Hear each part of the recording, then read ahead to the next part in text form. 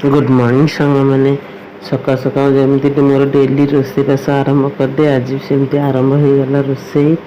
Fast तो भात डाली करदे बीन्स आलू भाजीदेली। ये मोर आंब खटा करदेली। आगे तेल पकई पंचफुटन दे अदा छेचा देदेली।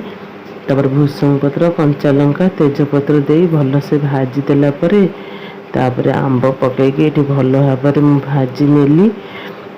5 मिनट भाजिला हल्दी लुण पकईकी भल भाव तक भाजिला अल्प पानी देकी फुटिया छाड़देली।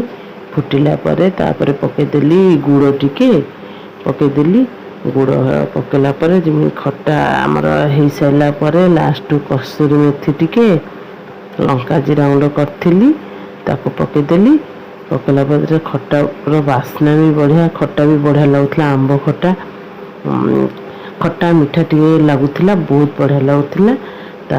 रोषे कर सारा पुओ को स्वामी की देदेली खावाई। से खाई ड्यूटी जीवे। टिफिन भी मुझे बाड़ी देती सका खाईदे पलैले टिफिन नहीं कि फिर खराबल खाया आम पलि आसला। खराबले मो पुओ को भात डाली देदेली। मो छुआ पुओ को ये मोर भात डाली सी तार खाइब। मु पलि आसली, मत डाली पसंद नुहे। मोर एमती बड़ी छेचा खट्टा भजा लगे मोर खाईदेली। क्या डाली पसंद नुह कमेंट तो कहे। रही जय जगन्नाथ। Like share subscribe.